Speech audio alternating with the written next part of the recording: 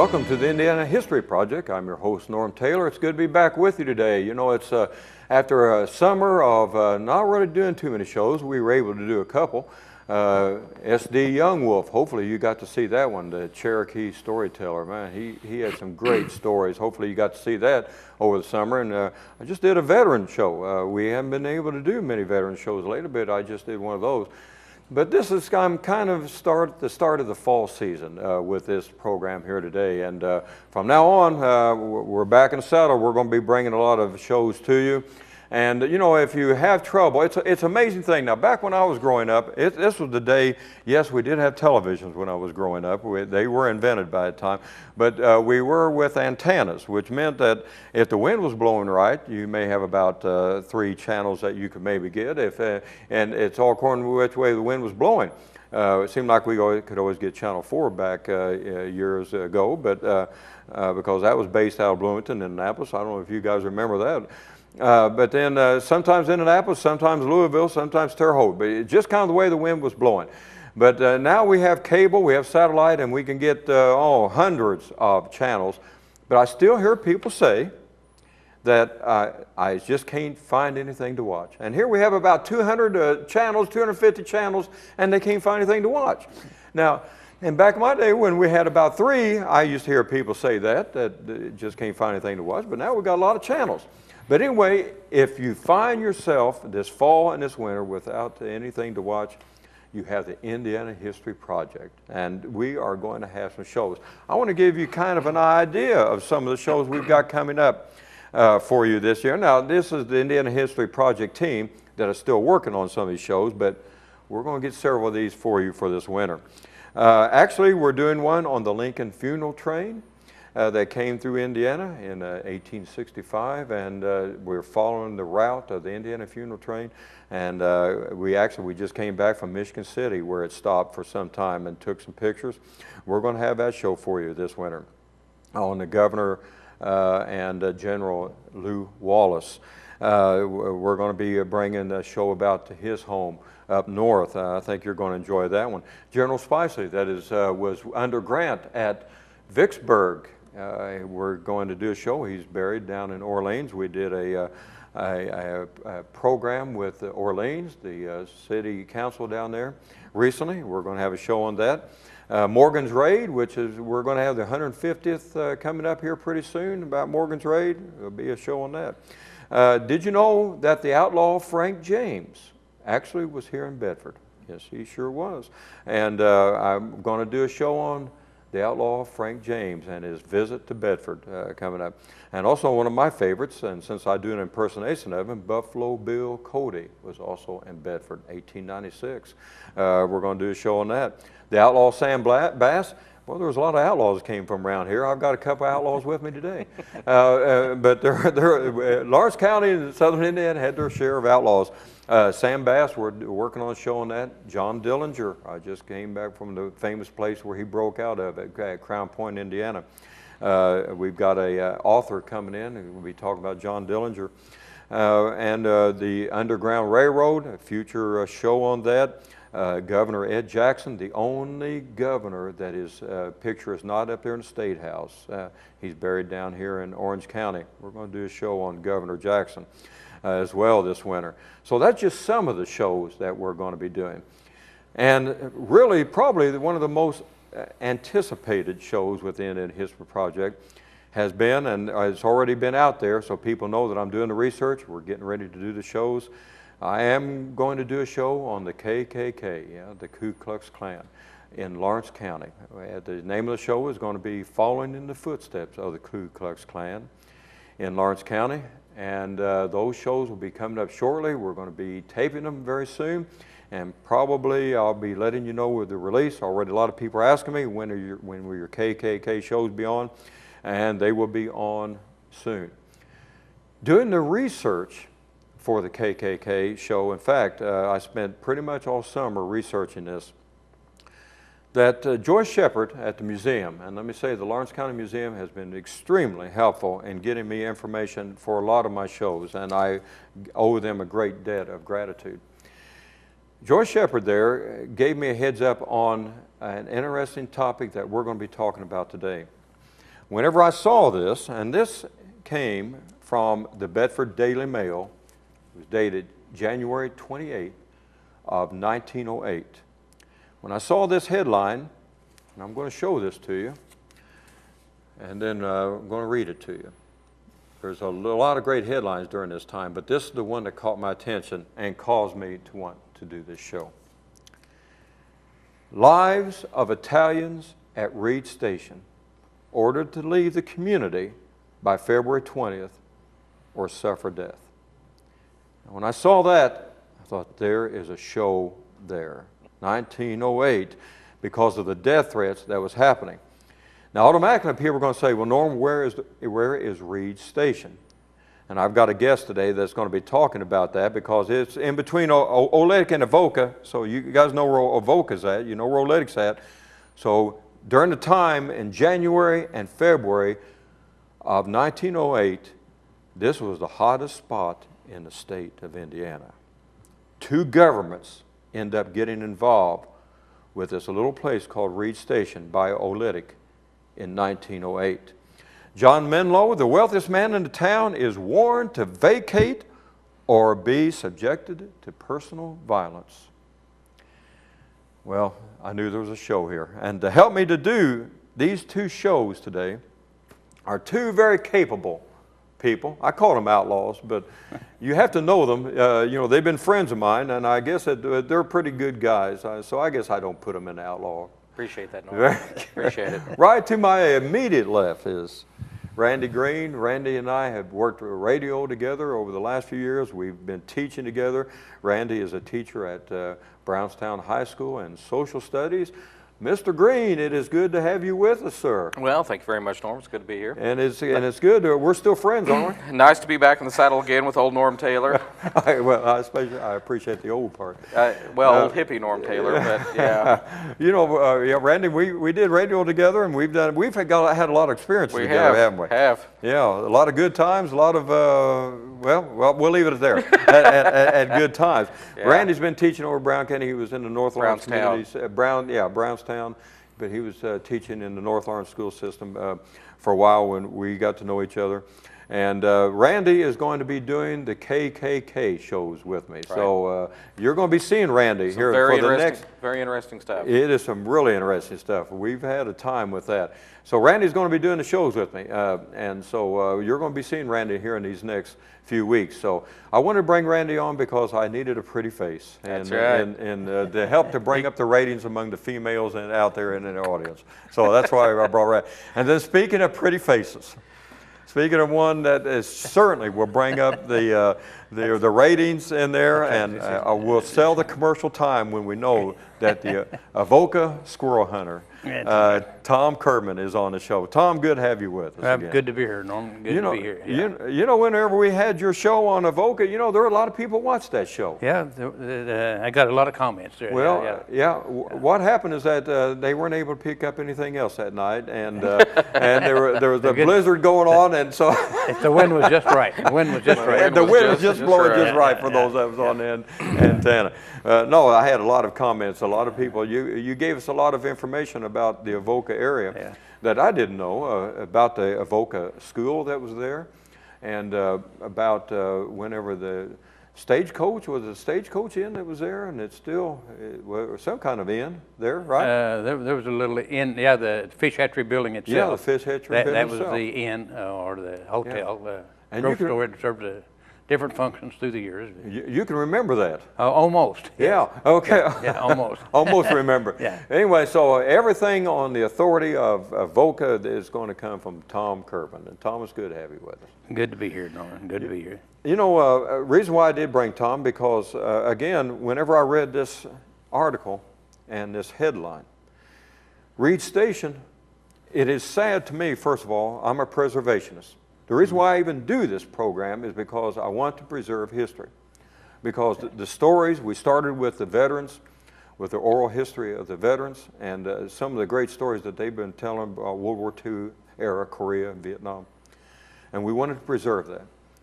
And since then, we've grown on to other areas, but the reason for this program is preservation, because we're losing things at a rapid pace.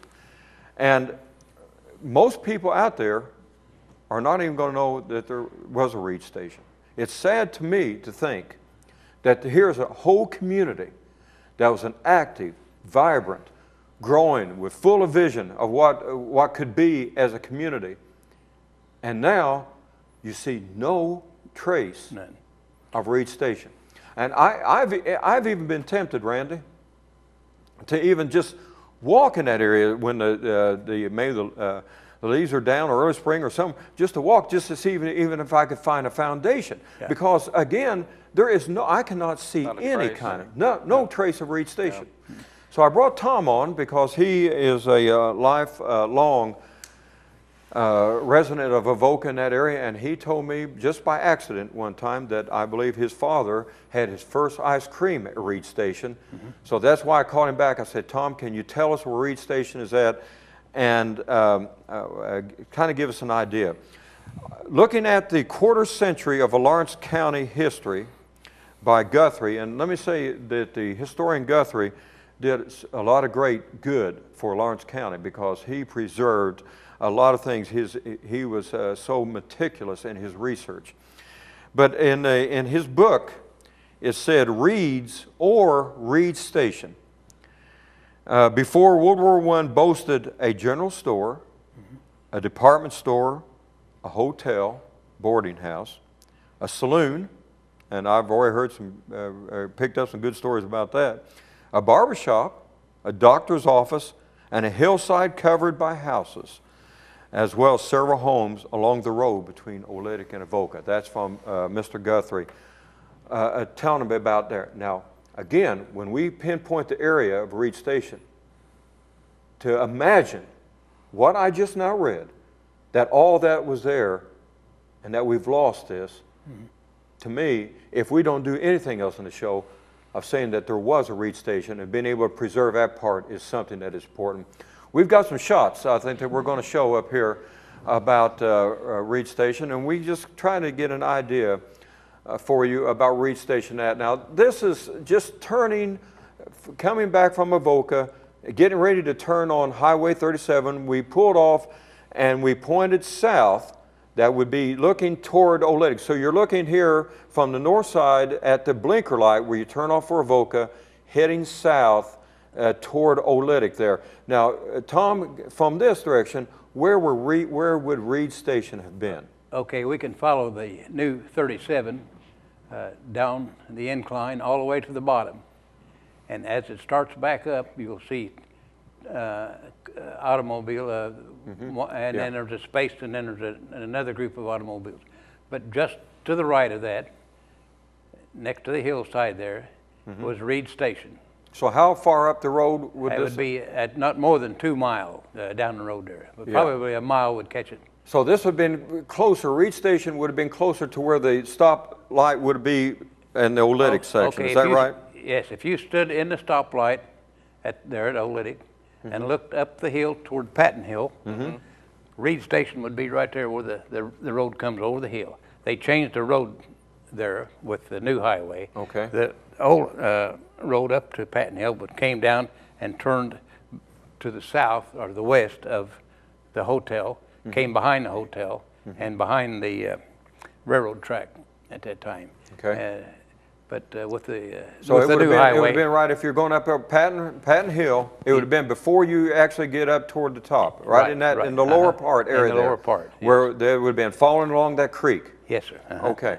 And now, Goose Creek coming through there? The creek was coming through there, and stayed right there. And with the new highway and what have they built that up quite high there, and they got two culverts there where the creek passes through. Okay. And so right in that area actually is where the little town was. Yeah. So it would have been, if you'd have been there right at Goose Creek then, right there at the intersection where you go to Oolitic and you would go to right up to Patton Hill, right in that area, then you would have seen the buildings. Yeah. I want to show you on State Road 54, the only thing I could see on the old road is if you're coming from Avoca and you're heading east, there is a road there, Old State Road 54, which we saw that sign there, and there's a dead-end road there, Tom. Okay. Now, you would have been able to go to Reed Station, right, following this road at one time? Yes, you'd followed that road all the way. It paralleled the creek, and made a turn, left turn up in toward Oolitic.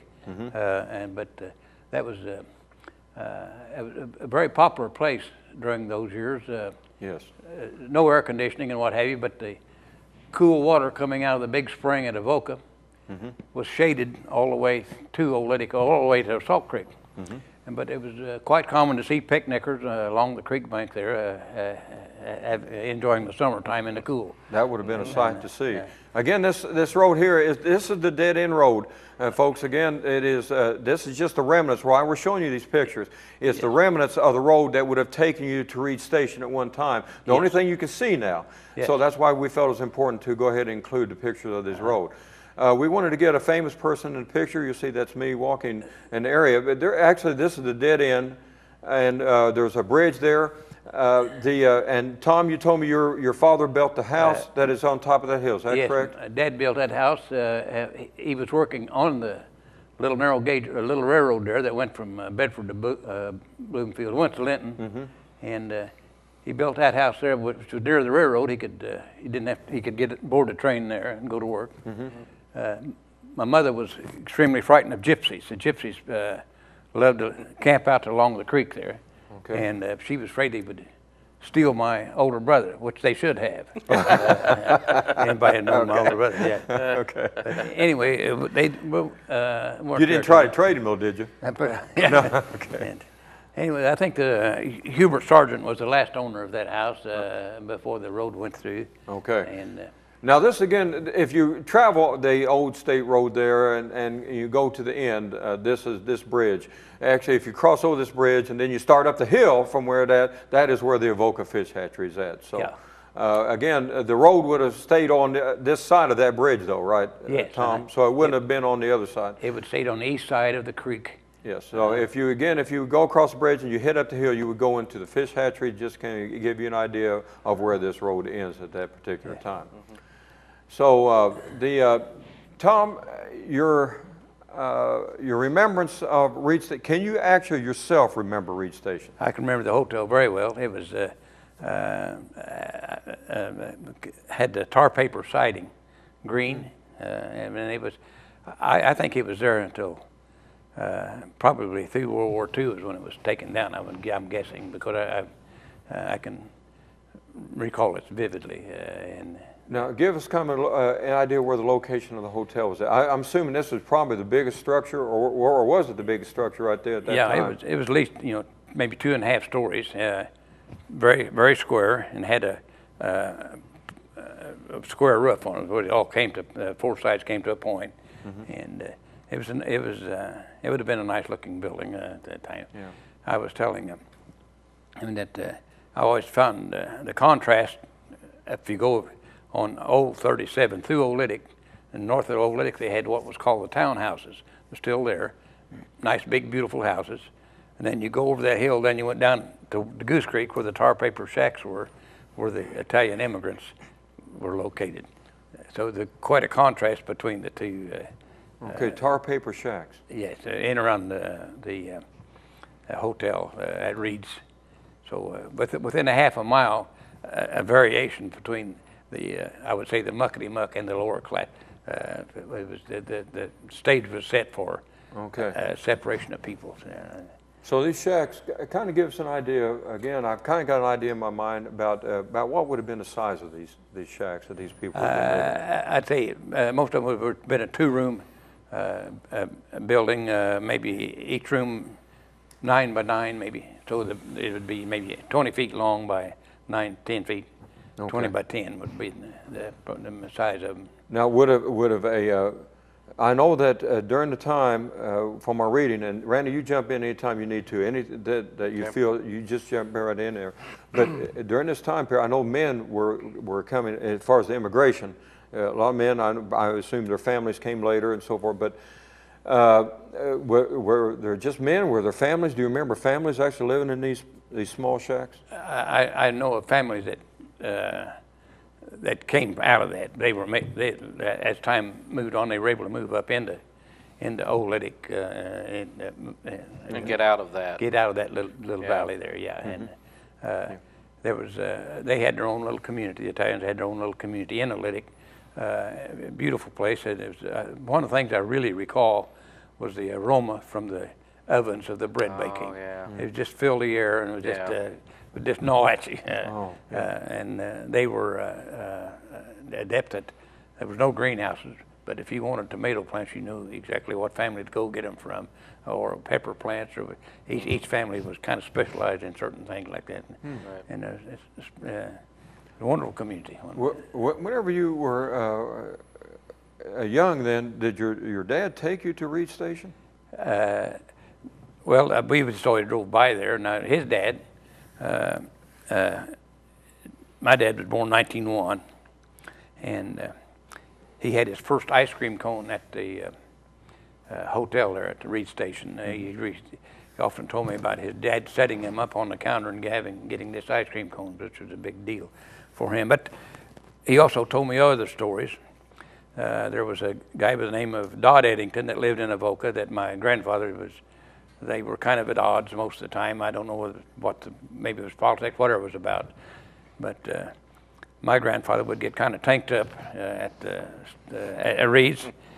And so the saloon was still here at this time? Yeah, and he always carried a pistol. Well, Mr. Eddington could hear my grandfather coming because he'd shoot at every boxcar coming up through there on the railroad track and give him time to run and hide. He shot at the boxcars. Oh yeah, just something to do. It's a hobby. Yeah, Hobby, shooting boxcars. Yeah. Target practice. I wonder how the railroads, what they thought about that. But anyway, everything from getting drunk to getting an ice cream cone, Reed Station had it to offer at that point. Yeah. So you have getting a picture to our people again. Are trying to get a visual of this because again, when you go into that area, you see nothing. You see absolutely. I mean, even any kind of community that used to be operational, or even a few people left, you can still see something there. You know, but with Reed Station, you see nothing. Randy, what do you find about Reed Station when you did your reading? When Dave Reed, who was part of the Stone District, in 1882, he brought the first Italian immigrants in. He brought 20 men in. And of course, at that point, and Tom and I talked about this earlier, those Italian immigrants, they were brought here for the lowest jobs. They were not even allowed to run machinery. Their job was only labor. They were doing then the jobs that they could not get anyone else to do. And of course, they start filling up those jobs because, well, the men, the Americans, the citizens of the community before they got there, well, they had plenty of jobs. Well, when those jobs started leaving, that's when the trouble started. Because now, that job looks pretty good that I wouldn't have done 10 years ago, and there's no way my daddy would have done, but I'll do it now because I don't have any choice. So they're now mad at the Italian immigrants. Well, those original 20 brought in more and more and more. When that period, 1876 to 1924, saw 4.5 million Italian immigrants come to the United States. Yeah, trying to get a picture of this now. 4.5 million. And how many was in Italy? Okay, there were only 14 million in all of Italy. 4.5 million of them, almost a third of them left for the United States to find jobs here. Well, they really That's a third of their country. And because Italy was in such economic bad straits during that time period, is that right? Why was the reason for the immigration? The political calamity at the time forced many immigrants out. Italy, of course, very small country, limited resources, big families, big Catholic families. Well, you have 12 kids. They have to have a job someday. Well, there are no jobs in Italy. There's nothing there. So they started coming here.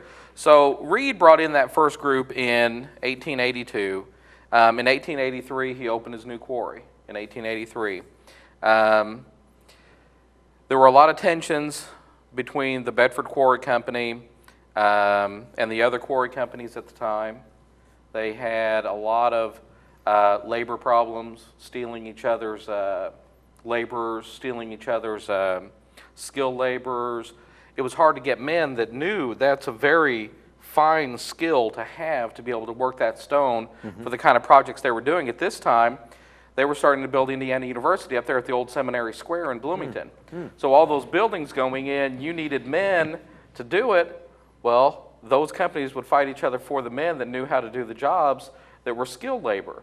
So that created a lot of tensions between them, and it just kept growing. I went around, the research that I was doing on this, that a lot of them ended up in, and actually built what was called Little Italies. Oh, yeah. Like in New York and Chicago and Detroit and the metropolitan areas. And of course, here's a problem. If you are coming to a new country, you don't know the language, you don't know the customs, you're just, and here you are, a lot of these are coming from like agricultural backgrounds. They had very little education themselves. They had, very little skills, like what you're talking about. You're coming into a place in which, again, you don't know the custom, you don't know the language. You're going to just form your own little community. That's what really happened, wasn't it? When the forming, and this is what happened at Reed Station. They kind of just formed. They stayed with their own group. That's where you're going to feel comfortable at. Is that right? Well, even beyond that, in the larger cities here, of course, we had a limited Italian population. But if you go into, some of the big cities like New York, there were 125,000 in one neighborhood. 120. Well, they would divide then even further into Sicilians and the Milanese, and they would all have their own little neighborhoods, and they would say, well, we're going to go down to, it's all Little Italy, but they would know the Sicilians are in this area, the Milanese are in this area, and they would all go to those different areas. There, even in the Italian population, there were subgroups that was happening. Subgroups even within those groups. All these, these men, they would come here. They said that almost 80% of everyone that came here were teenagers and young men looking to come here and make some money and then take it back to Italy with them. All of those millions that came here intended to go back. They say ultimately only 20 to 30% ever went back. They all stayed here. They all intended to come here, make their money and go back, but they had jobs here, they established neighborhoods, and they decided to stay. And that's why now, today, Italians are the 5th largest minority or ethnic group in the United States, 5th largest. 5th largest. Tom, again, were the Italian people at that time that came in, were they, any of them going into living in Avoca? I mean, did they stay right there in East Station? No, there were no, as far as I know, there were no Italians in Avoca until maybe, I would say maybe the late 40s or 50s even. You knew the Italian population was there, of course, at Reed Station. At Reed Station, but none had moved into Avoca. None that I know at that point in time. West of Reed Station. Now they stayed in Run Reeds and then moved into Old Liddick. Okay. But no, I guess my assumption is they were not allowed there. I don't know. Well, that's kind of where we're going to go with this, because there absolutely was a problem here with the Italians being wanted in this area during this time period.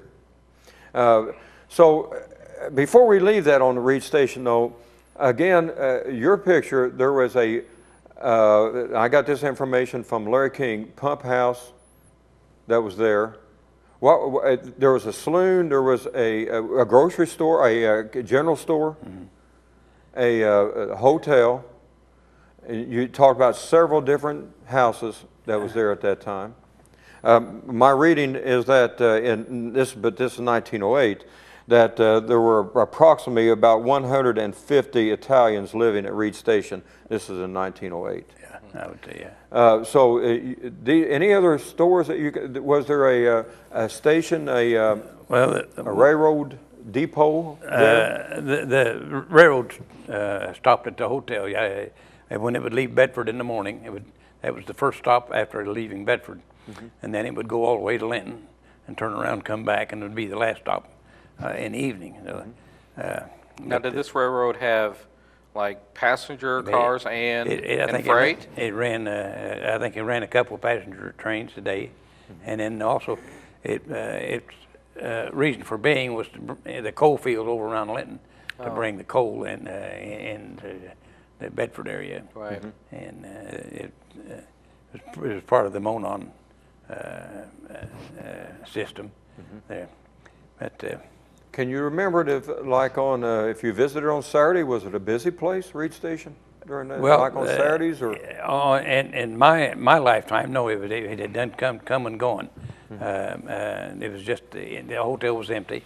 There was an empty house or two. So the hotel wasn't going by the time what you can remember? No. Do you know when do you remember about when the hotel went away? The hotel was there during the 40s, I know. Now, I think sometime in the early 50s, maybe it was, I don't know how it was, whether it was taken down or burned or exactly how it left. But I would say it'd been the early 50s because that would have been the time I would have left a young man and left the area. Yeah.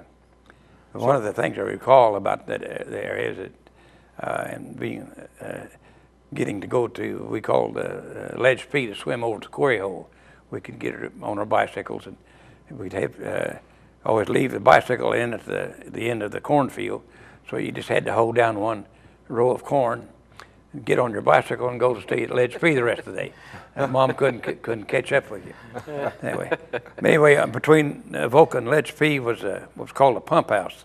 Well, the pump house pumped water up into the mill, the limestone mill, to run the gang saws. It needed a lot of water to saw that stone, which they don't have anymore, this gang saw. But they kept a gentleman there at the pump house to keep the pump running. His name was Mr. Smith. I don't recall his first name, but his last name was Smith. Mr. Smith had a leg off, and he had a wooden leg, which we didn't know anything about. He was always glad to see his bicycle riders run through somebody to visit, you know. A lonely place there along the creek by himself. Mm-hmm. Well, some of his stories telling, well, he'd reach in his pocket and pull out a pocket knife, open up that pocket knife, and with a sharp thing like that, stick that in his leg, and that pocket knife would go back and forth like that. Just scare us to death, you know. Waiting for the blood. He got a kick out of that, didn't he? Scaring the boys. And I often wondered what his wife thought. Now, she had to sew those trousers up probably 3 or 4 times a week for entertaining us children. But anyway, that was the only thing between Avoca and Reed's was that pump house, and that was kind of a stop-off point for us kids. But that was a wonderful area, but it's all gone. Like you say, there's no traces of it. You were telling us that it was kind of cool by the creek, so people would picnic around there. It was kind of a cool. They were catching the breeze off that creek there. In the lower area there in the summertime. It was just a wonderful place. And then at that time too, there at the fish hatchery, each corner of the pond had a big weeping willow tree, and it was shaded. Well, some time during I guess the 50s, they decided it was too much trouble to keep the branches picked up off those willow trees. So they removed them all. And I think they had an awful time trying to raise fish in those shallow ponds where they got so hot. I think it killed a bunch of them before they got all that figured out. But but there was always something going on in that area that kept us. One final thing about Reed Station is that I learned that there was a school there at one time. There was a school. Yeah, and we discovered that quite by accident. I don't really have a lot of information. Janet King is doing research on all the old schools in Lawrence County. And so I asked her to help me to pinpoint it. It was like where you're talking about at the bottom of Patton Hill, there was a small school that was right there for the kids there at Reed Station. Now you probably don't remember. I don't know where they would have went to school during the time you would remember. Do you have any idea where they were going kids? Up to Old Ethic to school. They were going to Old Ethic at school. Okay. Yeah. Well, those early schools, a lot of the communities had those early schools, and they were by subscription. Is that you had to, everybody in the community, you know, pledged to give a few dollars for the school for their kids, and once they had enough money raised, then they could hire a teacher. So you know, those little community schools, it might have been one of those, or was it a state-sponsored school? Do we know? Yeah, we don't know. I mean, interesting. You know, it'll be maybe find some, but at least we were able to identify that there was a Reed Station school, Reed School, that was there, and we did find it on a map, so that did exist at one time too. I'm assuming, Tom, like I said, I've been tempted to see if I can even find a foundation there because of Wouldn't that be great to find the foundation of that hotel? Right, and it's really tempting just to try to do that.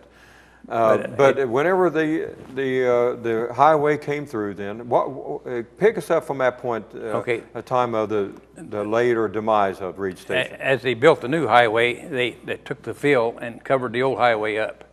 Okay, but they left the creek. They didn't disturb the creek too much. Okay, then on the other side of the creek, in the last few years, another stone company has come in, and they've started quarrying through there, and then so the Reeds has been pushed from both sides, from the east side by the highway and from the west side by the stone mill. So it's all, it would be impossible to find anything now. It's all covered up. Unfortunately, yeah. I think And maybe not, can't even find anything there. no, But it would be worth at least a try. I think yeah. one time, just see if you can even find a partial foundation or anything. Yeah, at Reed Station. there's a possibility of finding something there. I would say if you find the railroad bed, stick strictly on that, why they would be, it'd be have better luck of finding But something. that's where a lot of those big stone blocks are, right? Yeah. Okay. So, yeah. Yeah.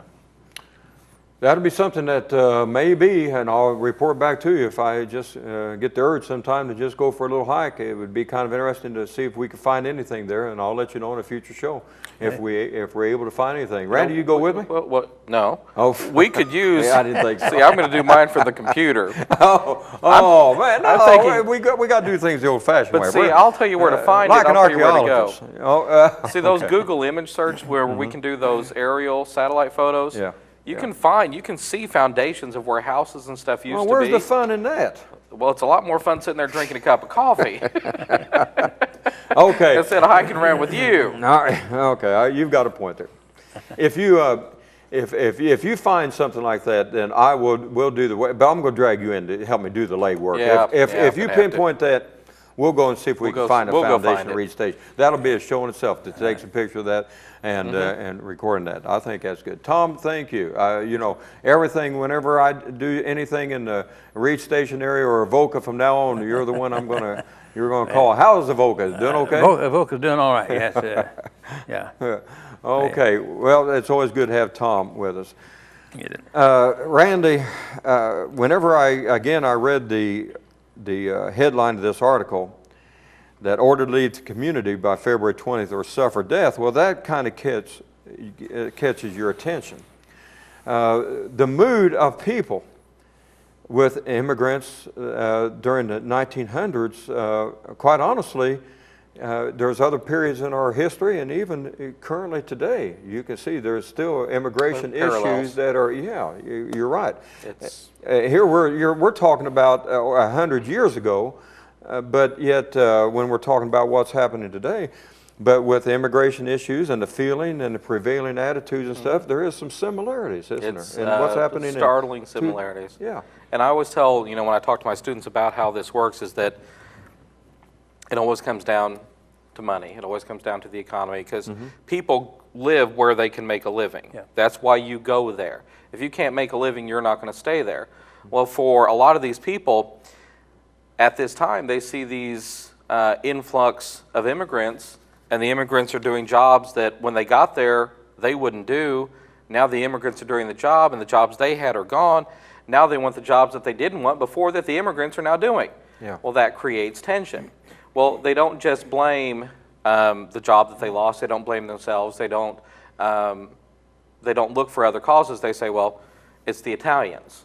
I'm blaming the Italians. I'm here to make a living, and I can't make one because of the Italians. That's what it comes down to. And you hear the same kind of sentiment today. Well, you go 40 years later than this. This is the late 1800s, early 1900s. You go 40 years later than this, and then it was the Chinese. The Chinese are going to come in and take over. They're building the railroads. They're in the coal mines. The Chinese are taking over. You just keep going throughout history, and it just repeats itself. It's always, this immigration problem. Yeah, you're right. It seemed to me that the similarities were just in what was going on today, and some of the same rhetoric is the same Yeah. as it happened in 1900. Yeah, it's like on this very first page. I don't know if she'll have a shot of this later, but they put in it was called a card of general mourning to the community at large. Is all Italians must vacate and not be found here after February 20. Those that stay will suffer the penalty by order of committee. Right. By order of committee to try to make it sound official. Now, they put these cards out there for the general community, but they also put them out there to the homes of Italian immigrants. They put them on the doorsteps, they put them on the doors, they put them everywhere.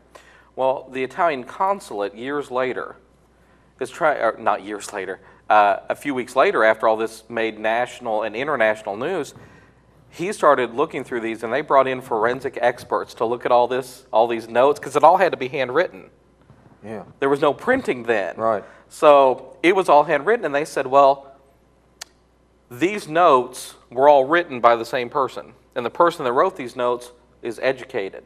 Right. The person that wrote these notes knew what they were doing, but there's at least one other person involved, because that same person didn't address the envelopes that were mailed to residences. And that's why the federal government got That's involved. why The they got Postal involved. Service got involved Yes. with this because they mailed these. Those were mailed. Yeah. Yeah, that's exactly what happened. Is one morning they woke up, and I'm reading from the newspaper on this. The Italian colony Reed Station was thrown into consternation this morning that bordered on panic by a series of warning cards found tacked to and shoved under doors of residences occupied by the Sons of Italy and posted at the Bluff Ridge Quarry. So they woke up one morning, and all of a sudden these were here shoved under the doors. You can imagine what these people were feeling. Now, before this time, though, Reed Station had almost, just prior to that, been destroyed by a fire. They had, and they never did find out who set the fire, but there were some fires that had been going on a few weeks, so this has been building up to this point in time. Let me give you an idea of, again, this warning card. John Meno, M-E-N-O, was, of all things, what happened. Not only did he come over, and like you say, some of the Italians started taking the jobs in these quarries, but John Meno was a businessman, and he became very successful. Now, all of a sudden, he was taking some business from Avoca and Olytic. Now, they named this particularly. In my research, they didn't mention about any business being taken from Bedford, but from Olytic and Avoca, all of a sudden, John Meno became very popular and became very wealthy. His store is there, and evidently he was the biggest landowner of this area at this particular time. Became very wealthy, and people didn't like it because he was taking money away from their businesses. So he received one of these warning cards, and let me read this. It says, John Meno, your business is no longer needed by American citizens. You will therefore take due notice of this warning and proceed to close the same at once. Personal injury will be the last resort to enforce this warning, but not to fear us will only prove disastrous and dangerous. We are many and strong, signed by the committee. Yeah. And I like the way they put hopefully they'll see this, but committee is in all capitals. Committee. Yes, yeah, You know? they really made a point there Yeah, of committee. emphasizing this.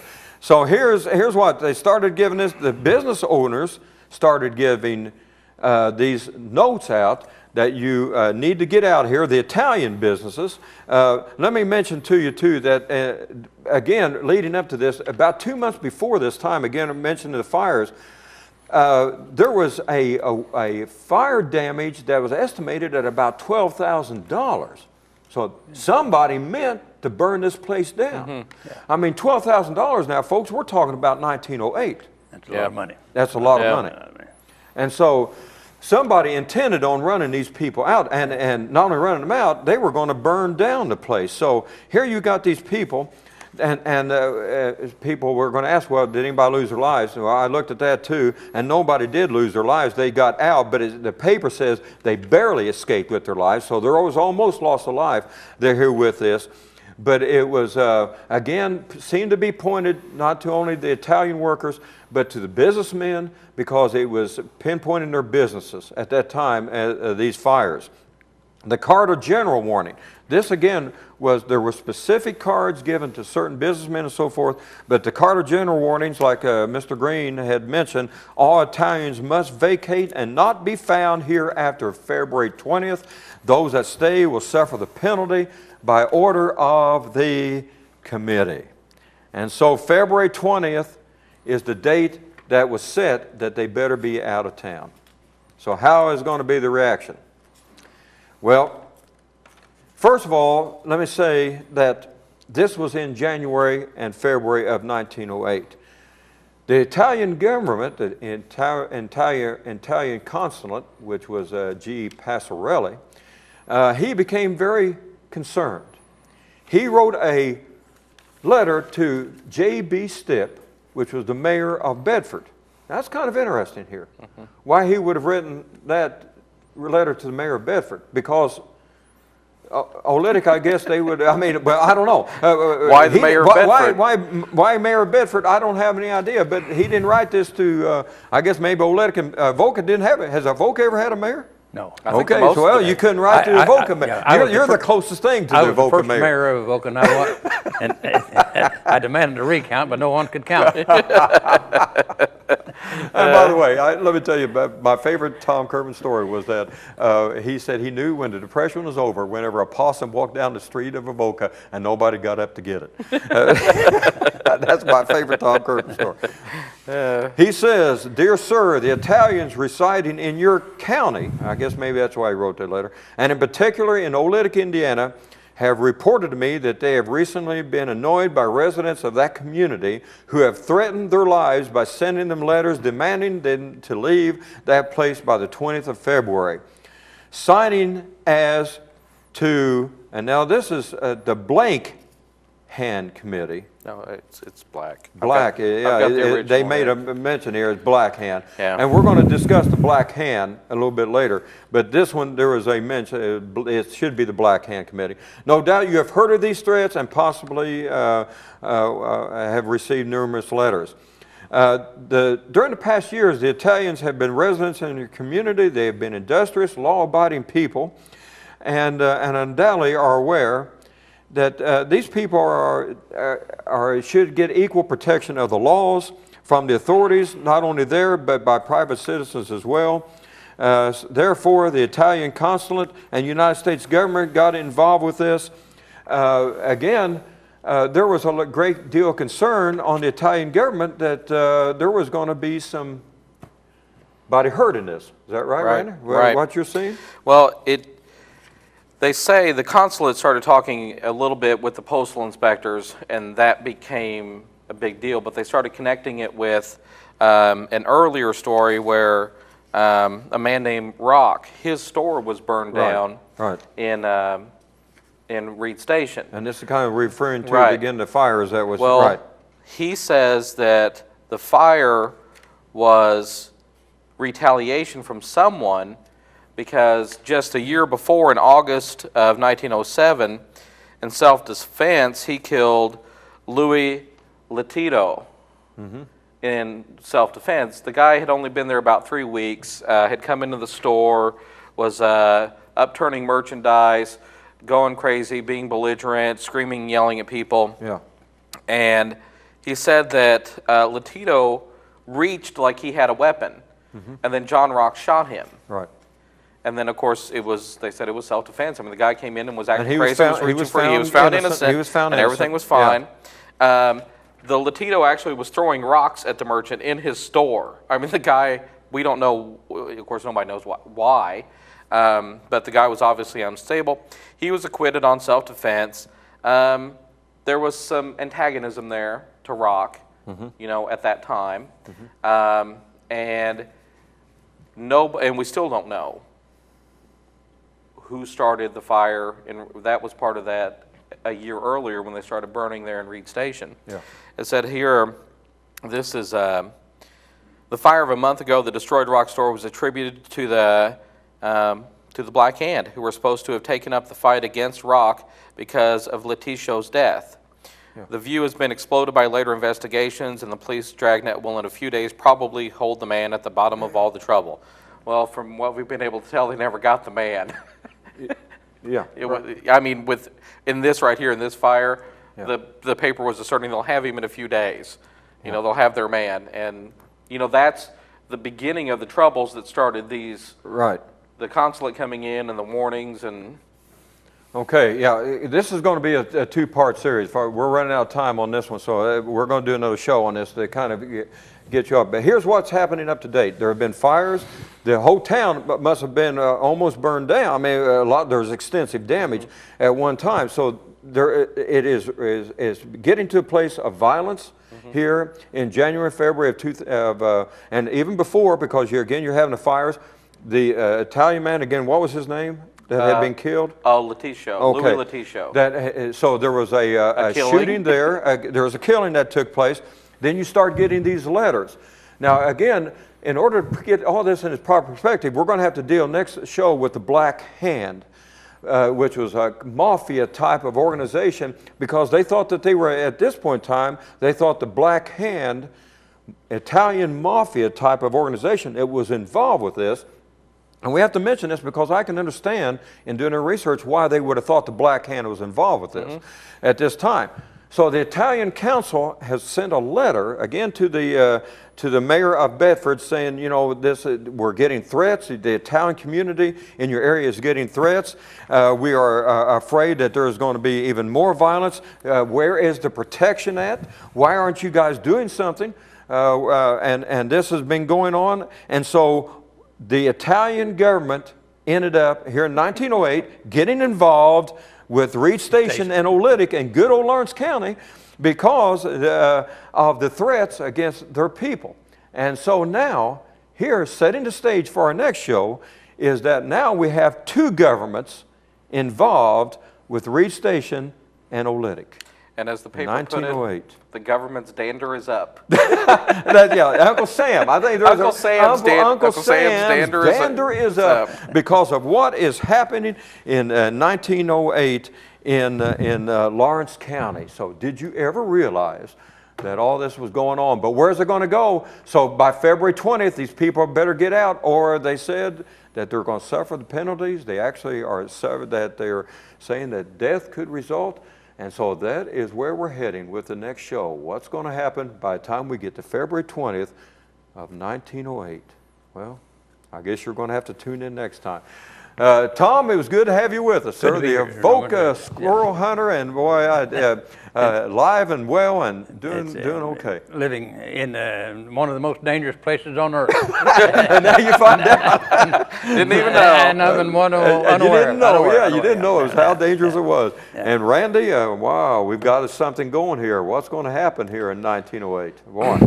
We're going to talk about the Black Hand some next time, and we're going to talk about where this is heading with the community of Oolitic, how the government's got involved again, what the community did, how were the stone quarries were going to be involved with this. There's a lot yet to this, but that is for show number 2.